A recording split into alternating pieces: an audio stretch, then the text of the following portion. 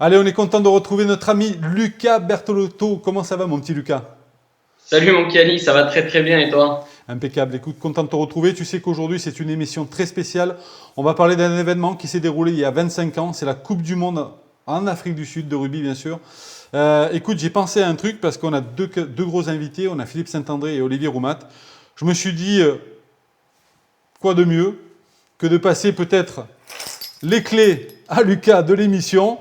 Est-ce que ça te dit de prendre en main le truc ou pas? Allez, c'est parti, je prends les clés du camion alors. Ah ben écoute, avant de juste de te donner les clés du camion, on va montrer un petit clip de présentation. Quel était cet événement en Afrique du Sud? Et on se retrouve de suite après avec les deux monstres, Philippe Saint-André et Olivier Roumat.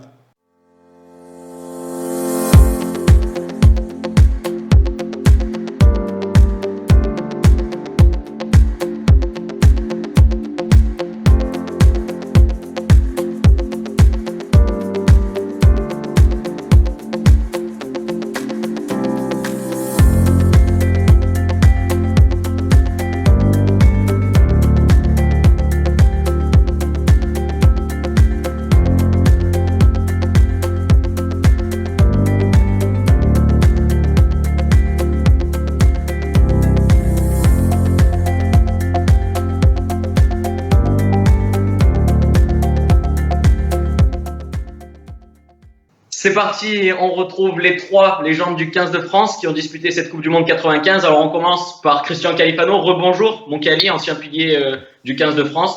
Comment vas-tu? Ça va Lucas, écoute, content d'être là. Et puis tu l'as vu, hein, ils sont là, les monstres qu'on attendait depuis très longtemps. Je te laisse les présenter.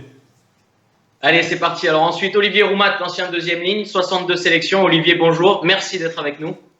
Bonjour. Et enfin, Philippe Saint-André, ancien ailier, ancien capitaine, ancien sélectionneur, 69 sélections. Philippe, merci à toi aussi d'être avec nous. Ouais, bonjour tout le monde. Donc si on est là avec vous aujourd'hui, c'est bien sûr pour parler de cette Coupe du Monde 95. Ça fait 25 ans là, cette semaine qu'elle a débuté et je pense pas me tromper en disant que ça a été un événement majeur de votre vie à tous les trois. Donc je voulais partager ça avec vous. J'ai eu la chance de partager ça avec Pierre Berbizier aussi cette semaine, qu'on retrouvera en interview sur les réseaux sociaux d'Absolu Rugby. Vous avez chargé tous les trois d'ailleurs aussi avec Pierre, hein, je vous le montrerai en fin d'émission.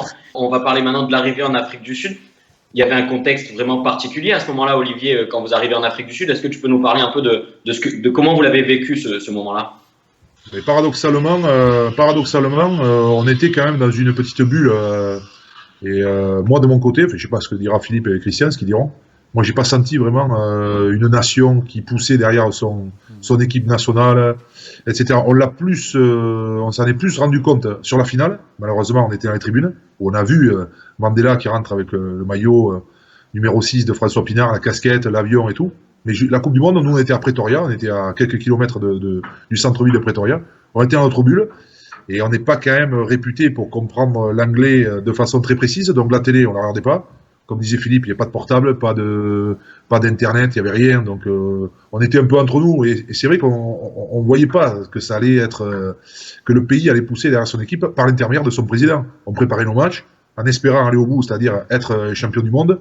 On savait qu'en demi, ça serait les Blacks et que vraisemblablement, ça serait les Blacks en finale. Voilà, nous on savait que notre chemin notre parcours en Coupe du Monde, c'était ça, à moins qu'on perde contre l'Écosse. Et là, on rebasculait dans l'autre tableau, on prenait les Blacks en quart. Donc on voulait éviter les Blacks. Enfin, on voulait éviter. On préférait les jouer le plus longtemps possible, le plus loin dans la compétition. On va dire que ça a plutôt bien marché, Cali, pour ces deux premiers matchs, du coup, face au Tonga et à la Côte d'Ivoire.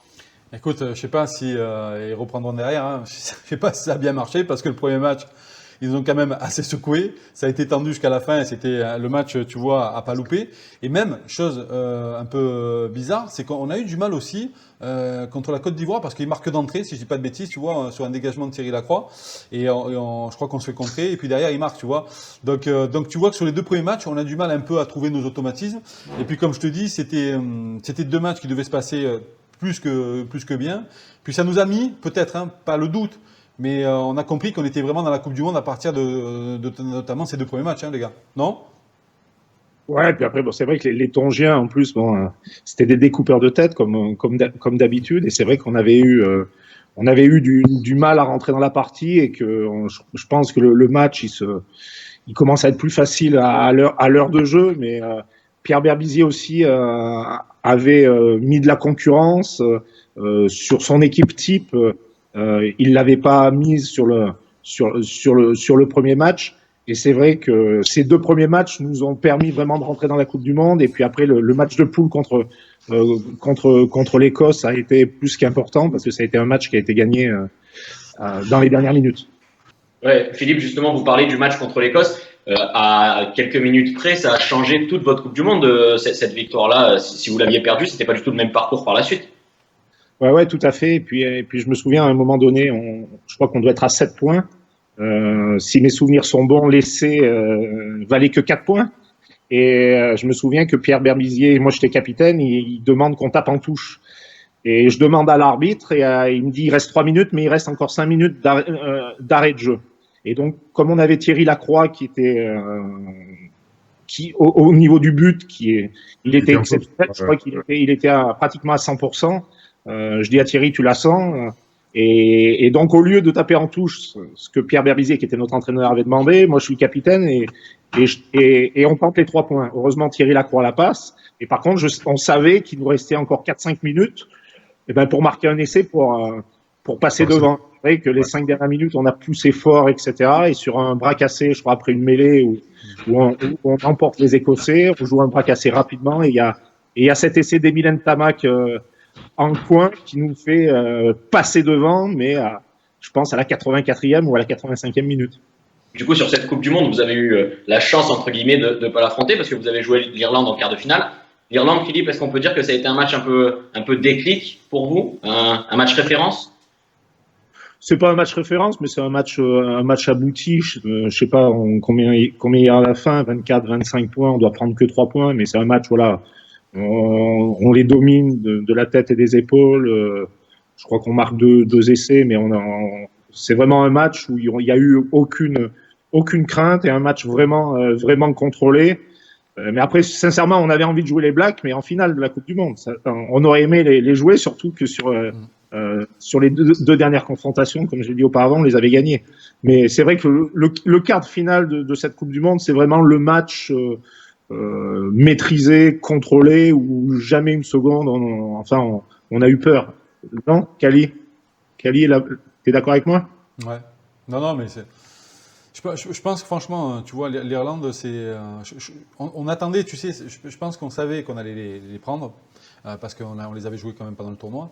Mais en fait, je pense que la question, c'est, on ne se l'est jamais trop posée, hein, pour moi. Je pense que si on devait prendre les Blacks, on aurait pris les Blacks. Si on devait prendre les Sudaf, l'intérêt, c'était qu'on aille le plus loin possible, quoi. Et je trouve qu'encore une fois, c'était la confiance qu'il y avait dans ce groupe, la montée en puissance. C'est ça aussi, tu vois, entre ce qu'on avait fait au début sur la Coupe du Monde et puis l'investissement, encore une fois, toute la force collective qu'il y avait dans ce truc-là, faisait que, encore une fois, tu vois, on savait qu'à un moment, peut-être ça va vous paraître prétentieux, hein, c'est pour ceux qui nous regardent, mais je pense qu'on avait pris conscience, mais à 200%, du réel potentiel qu'on avait, quoi. En fait, je disais qu'en gros, le potentiel de l'équipe de France, il a explosé après ces matchs de poule, et qu'en gros, il y avait tellement de choses, tu vois, au-delà du sportif, même des entraînements. Tu te rappelles la room, moi, il y a un truc qui m'avait énormément marqué, et ça, je peux pas trop en parler parce que c'est pas pour être non plus prétentieux. Je me rappelle tu sais, le joug, les gros jougs qu'ils avaient avec les gros trucs en béton et tout, qu'on les levait, qu'on était prêt à les casser, quoi. Tu vois, c'est pour ça que Philippe, quand disait qu'une des forces de l'équipe de France était la mêlée. Et ça, je veux dire, c'est toujours l'ADN, hein, de ce sport, c'est aussi la base. Quand tu joues au rugby, quand tu commences les matchs, d'avoir une bonne mêlée, ça t'assure une certaine confiance. Mais moi, c'est ce que j'ai ressenti. No scrum, no win. Du coup, après ce quart de finale remporté, c'est le match que tout le monde se souvient, c'est la demi-finale face à l'Afrique du Sud. Cette demi-finale, elle se joue aussi dans un contexte particulier. Olivier, il y a des conditions climatiques horribles et vous attendez très très longtemps avant le coup d'envoi dans le vestiaire. Est-ce que tu peux nous parler un peu de ce moment-là? Ouais, c'était un moment difficile parce que quand l'arbitre a décidé de reporter le match, je crois que c'était 1 heure après. Donc là, on était monté, on va dire, en puissance pour arriver sur la sortie des vestiaires bien chaud. Donc la pression qui redescend. Moi, j'ai cette image, je me regarde, je me souviens parfaitement, on était dans les vestiaires, grand silence, et le match était reporté, je crois, au début, c'est une demi-heure, je crois que c'est ça. Et on buvait des cafés comme ça, avec les straps, la vaseline sur les arcades, le maillot, c'était surréaliste d'attendre comme ça, un match international. Moi, ça m'était jamais arrivé, d'un match décalé par rapport à une situation exceptionnelle. Et je crois qu'il y a eu deux arrêts de plus, je crois que ça a été reporté 2 fois. Donc c'est très compliqué parce que tu fais monter l'adrénaline pour la faire redescendre pour la faire remonter, c'est dur. Psychologiquement, bon, physiquement, t'es bien, donc il n'y a pas de souci. T'es en demi, normalement, t'es bien. Mais c'est très dur. Comme ça a dû être dur pour les Sudaf, hein. C'est évident. Ouais, mais À part qu'ils ont gagné. Ce qu'il faut dire aussi, c'est que bon, on avait l'habitude des fois sur les gros matchs de faire des bonnes préparations à l'ancienne. Et comme dit Olivier ou Christian, je peux t'assurer que les mecs étaient prêts, mais avec une vraie préparation. Et là, tout d'un coup, on va pour rentrer. Et là, l'arbitre nous dit non. Donc, tu es obligé, voilà, de te reposer, de boire un thé, etc. Alors après, moi qui étais capitaine, discussion avec l'arbitre, des femmes qui balayaient le terrain, il y avait beaucoup la pluie qui était horrible. Et puis, ce qui est incroyable, c'est qu'à un moment donné, l'arbitre dit non, bon, ça va être difficile de jouer. Et les Sud-Africains, je crois, s'aperçoivent que dans le règlement, si le match n'a pas lieu, c'est l'équipe de France qui va en finale de la Coupe du Monde. Pourquoi ? Parce que c'était une Coupe du Monde, c'était que la troisième, 87, 91, 95. Donc il y avait, nous, la demi-finale le samedi. Le lendemain, il y avait les Nouvelle-Zélande contre l'Angleterre. Et en plus, les Sud-Africains, eux, en match de poule, avaient pris un carton rouge. Donc, comme nous, on n'avait pas pris de carton rouge et qu'eux avaient pris un carton rouge, si le match n'a pas lieu, c'est la France qui est en finale de la Coupe du Monde. Donc, ils ont tout fait pour faire ce match. Bon, mais nous, on était prêts à le jouer. De toute façon, nous, on voulait le gagner sur le terrain. On voulait le gagner et montrer sur le terrain qu'on méritait d'aller en finale de Coupe du Monde. Mais donc, le match a été retardé d'une demi-heure, d'une heure, et je crois qu'à la fin, on joue 1h10 ou 1h30 après le vrai coup d'envoi. Et donc, faut comprendre pour tout le monde, et les Sud-Africains pareil, te préparer, être prêt à rentrer, on te dit non. Tu te reprépares, on te dit non. Donc, tu as, mentalement et émotionnellement, c'était compliqué de préparer ce match-là, même si tu es en demi-finale et que tu as envie que d'une chose, c'est d'aller sur le terrain et de gagner le match. C'est bien, hein, Lucas, moi pour ma partie, hein, c'est impressionnant parce que ça, tu vois, de suite dès qu'on en parle, ça me revient en tête des images. Moi, comme le disait Olive, surtout pour les gros, tu vois, c'est le fait d'être prêt parce que nous, on passe par plusieurs phases. Hein. La phase émotionnelle, tu vois, la phase de stress, la phase de préparation. Et puis moi, ces espèces tu vois, de variations m'ont fait, tu vois, m'ont presque mis KO. Je m'en souviens, moi, je m'étais endormi sur des sacs de plaquage et c'était 2-3 fois, je crois que c'est Olive qui est venu me réveiller parce que tu montais tellement en pression que tu perdais un peu, tu vois, un peu de ton énergie, mais c'était dingue. Et puis après, voilà, nous, au-delà de l'attrait et surtout de la règle ou des problèmes entre l'Afrique du Sud et le board, nous, ce qu'on voulait, c'était absolument jouer le match, quoi. Ça, c'était indéniable. Ça, on était prêts. Et puis c'était fort, quoi. Moi, j'ai encore cette idée en tête. On était dans un vestiaire, c'était pas très grand. Tu vois, ces stades-là, ils sont remplis d'histoire. Tu sentais les Sudaf. Des fois, on se croisait. Il y avait un regard. Tu t'en souviens, la room. Il y avait des regards qui pesaient lourd, quoi. Tu vois. Et ce qui faisait qu'on voulait vraiment rentrer sur le terrain. Les Sudaf étaient. Ce que j'ai ressenti moi pendant le match, les Sudaf étaient très très inquiets. Hein. Ils nous craignaient énormément. Déjà parce qu'on les avait battus 2 ans avant, mais puis eux, ils avaient pas fait des matchs de Coupe du Monde aboutis. Bon, oui, ils avaient le soutien populaire, ils avaient du monde dans les tribunes, mais rubistiquement, ils avaient eu des expulsés. Je crois que Philippe disait qu'il y en avait eu un rouge, il y avait eu 2. Je crois qu'il y avait eu Dalton et il y avait un 3 Carrel aussi. Le talonneur et le 3 Carrel, ils avaient perdu sur la Coupe du Monde. Et c'était pas collectivement abouti. Et nous, on avait vraiment ce pic de forme sur la demi. Je pense que, sincèrement, je pense qu'on est meilleur, point barre. On le perd. Pour des raisons, on peut en parler après si vous voulez, on le perd, mais ça fait partie du sport de perdre. Et ils étaient quand même inquiets. Et moi j'ai cette image, Christian, tu vas me le confirmer, je ne l'ai jamais vécu au niveau international. Il y a une mêlée à la fin, les fameuses 3-4 mêlées, où l'arbitre le fait refaire, et on voit très bien que l'arbitre il ne sifflera pas l'essai de pénalité. La première ligne, elle est levée à 30 cm du sol. La première ligne sud-africaine. Tu te souviens, Khalid, ça Jouer à droite avec Jean-Michel Gonzalez au talon et Louis ou à gauche, il y a une flexion à un moment donné, on leur passe dessous, on lève la première ligne. Il y a quand même Ballistwart, qui est champion du monde, un gros pilier. Ils avaient le talonneur qui avait remplacé Dalton, je ne sais plus qui, et ils avaient Os Durant. C'est quand même pas un premier de la classe, Os Durant. Il a été 2 fois champion du monde. En 95, tu te souviens cette mêlée où ils se font lever 30 cm au-dessus du sol, les trois premières lignes. Je n'avais jamais vu ça de ma vie. Et l'arbitre qui disait non, on refait. Là, j'ai dit, celui-là, pour le gagner, il va falloir quand même qu'on rentre dans l'embut, entre les barres, et qu'il n'y ait pas un plaqueur sud-africain. Donc, Moi, j'ai été très frustré sur le plan rugbystique de cette défaite, parce que quand tu perds dans des matchs internationaux où t'as pas mérité de gagner, ben bon, ça te fait chier. Mais là, sincèrement, et Kali va me dire la même chose et Philippe, je suis au fond de moi, on est meilleur qu'eux et je pense qu'on mérite d'aller au bout. Après, un titre de champion du monde, je sais pas si on l'aurait eu, mais par contre, les Blacks, on aurait ferraillé avec eux parce que eux aussi, on leur avait mis une petite fessée l'année d'avant 2 fois. Il y aurait eu explication, peut-être qu'on l'aurait perdu, mais sincèrement, je pense que sur cette Coupe du Monde, on est meilleur que l'Afrique du Sud. Et on va pas rentrer dans les détails, mais je peux le justifier par bien de points, par beaucoup de points. Ouais, mais il y a une question qui me vient en tête, pardon Philippe, mais vous y étiez, moi j'y étais pas. Il y a essai ou pas essai d'Abdelatif Benazi alors? Disons que celui qui le fait tomber, c'est moi en plus. Donc c'est assez incroyable parce qu'il y a un jeu au pied, donc je vais au duel. Je mets une petite claquette en arrière parce que les conditions climatiques étaient terribles. Le ballon, c'était une vraie savonnette. Et Abdel récupère le ballon. Et si tu préfères, en tombant, il prend appui sur moi et c'est moi qui le fais vaciller. Alors après, qui marque pas, mais comme dit Olivier, c'est le film du match. J'ai envie de dire que sur la Coupe du Monde, on aurait mérité plus de perdre contre l'Écosse que contre l'Afrique du Sud. L'Afrique du Sud, il accepte un essai. Et je me souviens plus le nom du joueur, le pauvre est décédé. Olivier, comment il s'appelle ? Ruben Kruger. Voilà, qui dans son livre, avant de décéder, dit j'ai une confession à dire, c'est que j'ai jamais aplati et j'ai jamais marqué cet essai. Nous, on a 3 essais qui sont refusés, et puis on a surtout, voilà, cette fin de match. Mais après, bon, on refera pas l'histoire, mais dans un rugby moderne, l'arbitre maintenant, il est obligé de donner cette pénalité, c'est-à-dire que une fois on les soulève, mais 3 fois on les emporte, ils sont obligés d'écrouler. Si tu préfères, on reste 5 minutes à 5 mètres de la ligne, mais bon, c'est la fin de match et t'as l'impression que il va jamais rien te donner, tu vois ce que je veux dire.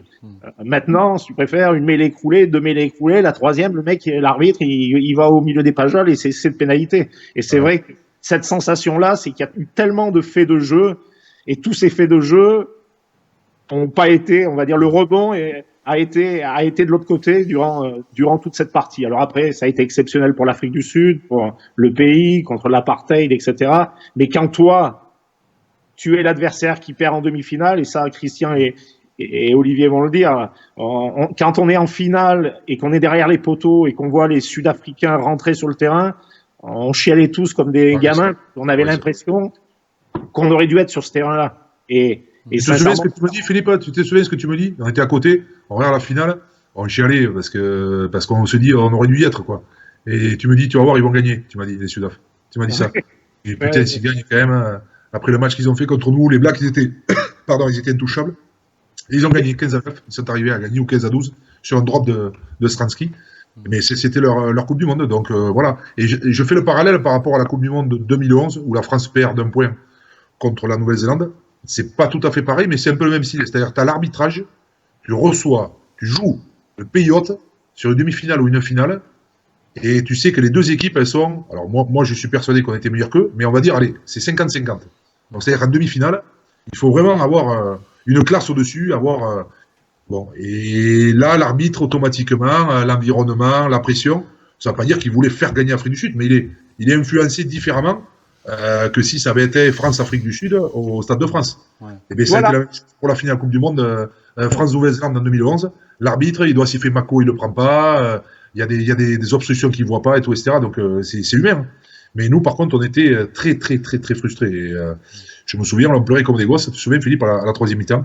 Bon, c'est vrai qu'on avait bu un peu quelques pintes de houblon et un peu de whisky mais c'est vrai qu'on était, on chialait parce que c'était la fin d'un groupe, au-delà de la défaite. C'est la fin d'un groupe parce que avait 29-30 ans, Kali, lui, a pu jouer derrière la suivante, mais nous, on savait que dans 4 ans, on ne referait pas ce qu'on avait vécu. Donc pour nous, pour moi, cette Coupe du Monde 95, c'est le sommet rugbystique pour un joueur. Jouer une Coupe du Monde dans un seul pays, dans un des 2 ou 3 pays du rugby, c'est-à-dire l'Afrique du Sud, la Nouvelle-Zélande, vous voyez, c'est des pays quand même très rugby. Et j'aurais tellement aimé jouer la finale de la Coupe du Monde, vraiment, vraiment.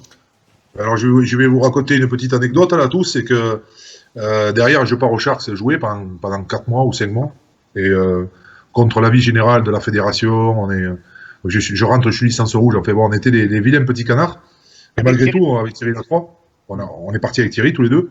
On gagne la Currie Cup, qui est le trophée suprême en Afrique du Sud. C'est l'équivalent du Brennus, on va dire le Brennus sud-africain. Et à la finale, l'ailier gauche Cabos Van der Westhuizen, qui est un ailier qui a été Springbok, il marque à l'endroit où Abdel Benazi, on lui a refusé l'essai, mais au même endroit. Alors j'ai trouvé que c'était marrant parce que pour moi c'était un signe du destin. Et bon, ça me remplacera jamais la défaite en demi-finale, mais ouais, c'est marrant. Et c'est vrai que l'engouement juste après la Coupe du Monde avec la victoire des Sud-Africains, tous les stades étaient pleins. J'ai fait 12 matchs, j'ai joué 12 matchs de Currie Cup là-bas quand je suis parti. Sur les 12 matchs, c'était entre 25 et 40 000 spectateurs. Voilà, c'est des matchs de province, c'est des matchs comme du top 14. Entre 25 et 40 000 spectateurs de moyenne. À tous les matchs. Les gens venaient voir les Springboks. Ils venaient pas voir les petits Français. Ils venaient voir les Springboks champions du monde. Donc pour eux, ça a été énorme. Quoi. On ne s'en rend pas compte. Ça a été monstrueux.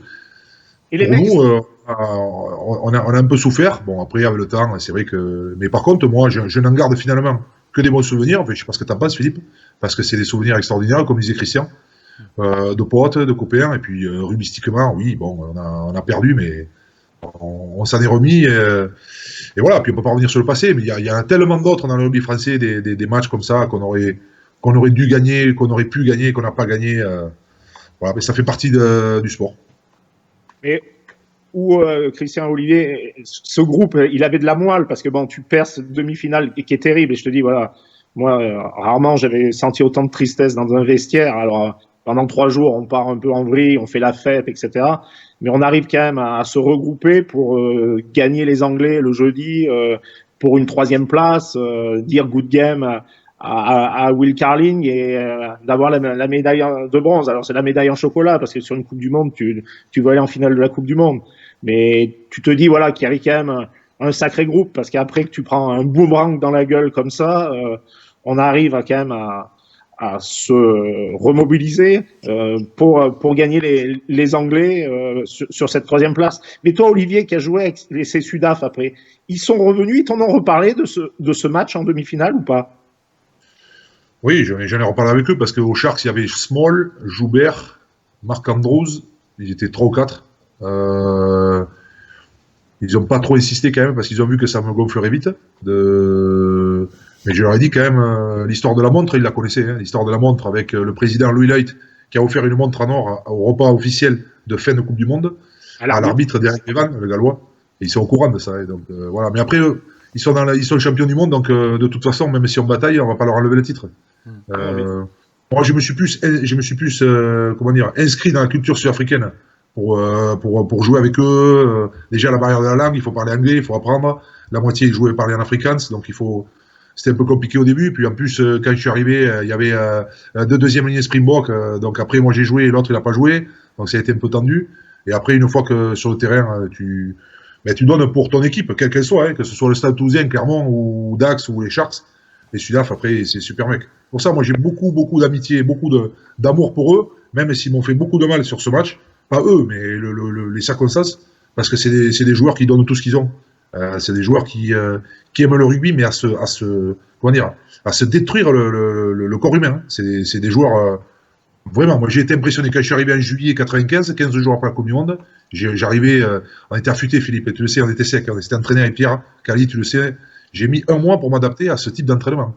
Ouais. Les mecs se rentrent dedans, c'est un truc de fou, quoi. Alors, rugbystiquement, j'ai rien appris. C'est-à-dire, j'ai pas appris techniquement des choses, j'ai pas appris le surnombre, jouer 2 contre 1. Par contre, sur les bases de ce jeu, là, ça m'a surpris un peu au début. Je me suis dit, je vais me faire 4 mois en Afrique du Sud, ça va être un peu des semi-vacances, pas du tout. Hein. C'était des matchs internationaux tous les week-ends. Donc, je suis rentré en octobre en France. J'ai eu 2 mois de placard puisque là, j'étais en licence rouge. Derrière, j'ai fait le tournoi en 96 et je me suis pété le dos après la tournée en Argentine, qui sont mes derniers matchs, parce que j'avais une usure de jouer de trop jouer. J'avais pas fait de coupure. Et ça, je pense que l'Afrique du Sud, ça y est pour quelque chose. Mais c'est comme ça, c'est la vie. On fait des choix, on se blesse, puis voilà. C'est formidable d'en discuter avec vous parce qu'on sent que ça a été une formidable aventure humaine, une énorme aventure pour vous, mais que c'est quand même encore un peu douloureux dans un sens d'en reparler, de se remémorer certains souvenirs. On approche de la fin de cette émission et avec Kali, on a mis en place depuis le début des émissions une question mystère à la fin de chaque émission. Et là, j'ai eu la chance d'interviewer Pierre Berbizier, et lui, il a tenu à vous demander, à vous poser une question mystère.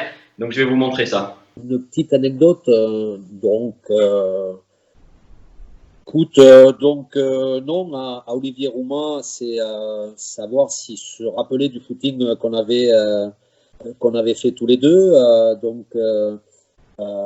À Cali, s'il se rappelait de ses promenades avec de Rougemont à la pêche au lac, s'il n'était pas devenu meilleur pêcheur que meilleur rugbyman, il demandera s'il était vraiment parti pour jouer au rugby ou à la pêche à la ligne à la résidence où on était.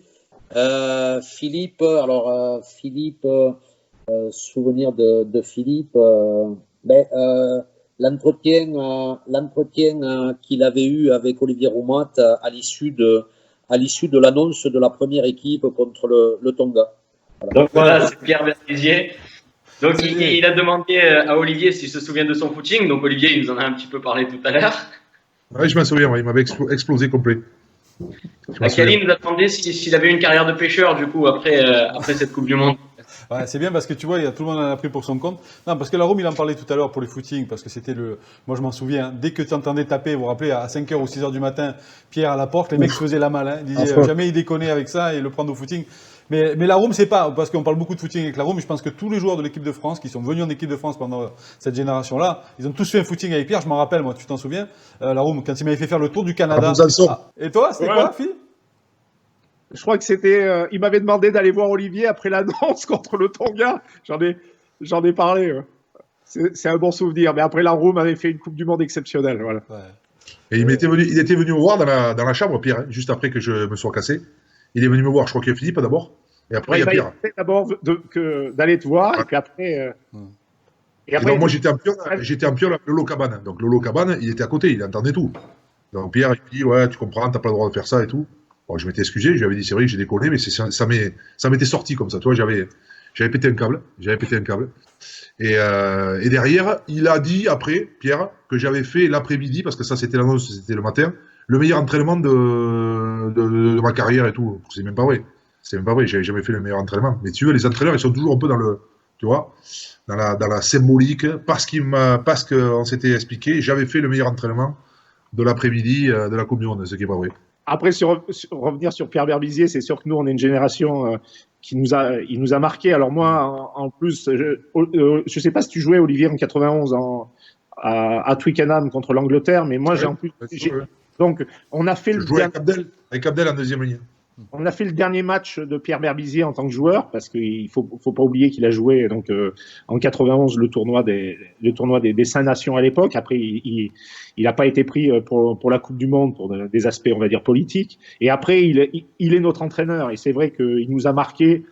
Alors, je pense dans le management, premièrement, sur l'exemplarité, parce que s'il y en avait un mec qui était exemplaire, c'était lui, comme les footings, l'entraînement, etc. Et après, où il était très fort, et il l'a fait à Olivier comme il l'a fait à Cali ou à moi, c'est à un moment donné, si on s'endormait, le coup de nous mettre sur le banc des remplaçants, ou le coup de nous mettre une pression, etc., ou de dire, attention, celui-là, il est en train de te passer devant.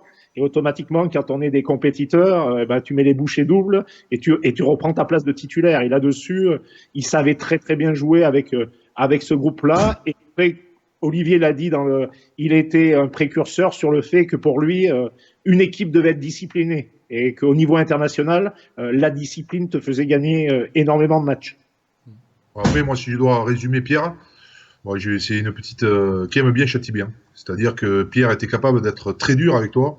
C'est-à-dire d'aller chercher très loin. Moi, j'ai eu des moments avec lui, il m'a pas manqué. Et quelque part, je me dis, à la fin de ma carrière, je me dis, si j'ai fait ce que j'ai fait, c'est aussi parce qu'il a su tirer le meilleur de moi. Et il a su tirer le meilleur de moi parce qu'il savait comment me prendre, etc. Par exemple, avec d'autres joueurs, il n'avait pas besoin d'appuyer très fort parce qu'au contraire, ils étaient perturbés. Et avec moi, il savait que j'avais du caractère, qu'il fallait un peu me secouer de temps en temps, me piquer. Et c'est là où j'étais, surtout quand je commençais à sentir que je pouvais perdre ma place ou que je pouvais être sorti du groupe. Là, en général, je me débrouillais pour montrer ce que je valais. Mais bon, voilà, il y en a qui fonctionnent comme ça, d'autres. Bon, moi, Pierre, là-dessus, il savait à qui il avait affaire, même si par moment, il a été très dur, mais j'ai beaucoup de respect pour lui, comme j'en ai eu pour Jacques Foroux avant lui, parce que c'est Pierre, c'est un peu le clone de Jacques Foroux. Jacques Foroux, c'était quelqu'un qui manageait beaucoup là-dessus, quoi, sur le psychologique. Pierre avait une analyse sur le rugby qui était quand même plus fine que celle de Jacques Foroux. Dans un rugby des années 90. Voilà, tout est. On peut pas comparer par rapport à maintenant. Par contre, sur l'aspect état d'esprit, engagement, ça reste. Hein. Le rugby de maintenant, on en a besoin. Hein. S'il n'y a pas ça, on va pas gagner beaucoup de matchs. Et l'équipe de Nouvelle-Zélande sont toujours là pour le montrer. Grâce à cet engagement, cette férocité, à cet amour du rugby qu'ils ont, les All Blacks, c'est une équipe qui, de temps en temps, perd, mais le plus souvent, si vous prenez 100 ans de rugby, je pense que les Blacks ils sont à 90% de victoire. Hein. Ça, c'est une régularité qui prouve cet amour qu'ils ont pour ce jeu. Et nous, de temps en temps, on avait cet amour. De temps en temps, on s'endormait parce que le rugby était comme ça. Le rugby était amateur, on n'était pas pro. Et de temps en temps, on prenait un petit coup de baguette sur les fesses. Et Pierre, là-dessus, il savait faire. Mais dans l'ensemble, Philippe, même s'il nous a viré un match ou deux, on a quand même fait un paquet de sélections avec lui. Donc je pense qu'au fond, il nous aimait bien quand même. Il nous aimait bien parce qu'on lui rendait ce qu'il attendait de nous. C'est toujours pareil. Et comme tu dis, qui aime bien châtie bien. Ouais. Non, mais Voilà. c'est vrai, ce côté excessif, hein. Je ne sais pas si le terme est approprié, tu vois, parce que, encore une fois, qu'est-ce qu'il voulait à chaque fois? C'est sortir la quintessence de ce qu'on savait faire. Parce que, comme tu dis, on est des latins. Nous, on aime bien être à 70-80%. Mais moi, j'ai fait des trucs avec lui qui, aujourd'hui, je serais incapable de refaire, quoi. Tu vois, je me rappelle cette préparation où on partait, mais rappelez-vous, on est parti une journée à courir, à marcher, je ne sais même plus. Tu vois, il y avait tellement de trucs, mais en fait, il te donnait une facilité et un accès. T'aimais ça, Christian, courir. T'aimais qu'aller courir en plus. J'adorais ça. Je me régalais. tu sais, il y avait deux mecs en équipe de France qui n'aimaient pas courir. Il y avait Olivier Merle et moi. Et le truc, c'est que, encore une fois, tu vois, avec Pierre, tu avais l'impression qu'en fait, l'inaccessible devenait accessible. Tu vois, c'est ça. Parce qu'entre la Nouvelle-Zélande, quand je suis arrivé, vous aviez déjà battu les Sudaf, on a battu les Blacks, tu vois. Donc, il y avait avec lui cette notion de dépassement qui était permanent chez lui, hein, qui faisait peut-être son trait de caractère, comme tu disais, la Room, parce que c'est un clone de Jacques Foroux. Et toi, tu parles bien sûr, Philippe, de ce qu'il a été joueur, parce que joueur, ça a été un monstre, parce qu'il n'a pas toujours eu une carrière assez facile, parce qu'on l'a souvent mis en concurrence avec des Galions, avec bien d'autres, et ça en est toujours sorti, quoi, tu vois. Et je crois qu'à travers cette période qu'il a eue, cette carrière, tu vois, ça l'a permis d'être un grand entraîneur. Moi, je me rappellerai, et ça restera toujours entre nous, ces mots forts qu'il a eu à la fin de cette Coupe du Monde, dans le vestiaire, et qu'on était tous, tu sais, la tête au fond du seau, et qu'il a dit relever la tête, voilà. Et je crois qu'il avait compris ce qui était en train de se passer, ce qui s'était passé, et qu'en fait, il a voulu nous transmettre beaucoup de choses, quoi. Et puis un vrai compétiteur. C'est un vrai compétiteur. Non. Tu sais quoi, s'il nous regarde, je vais chanter. La berbise, il peut plus me faire courir, là. Bon, Kali, c'est pas une émission que tu vas être c'est deux. Bon, mais j'ai du boulot, là. Moi, j'ai des rendez-vous. Et moi, j'ai faim. Messieurs, du coup, c'est la fin de cette émission. Merci à vous d'avoir partagé tous ces souvenirs avec nous. Ça a été formidable et on se retrouve très bientôt. Écoutez. Merci, les gars. Ciao. Merci à tous. La bise. Ciao.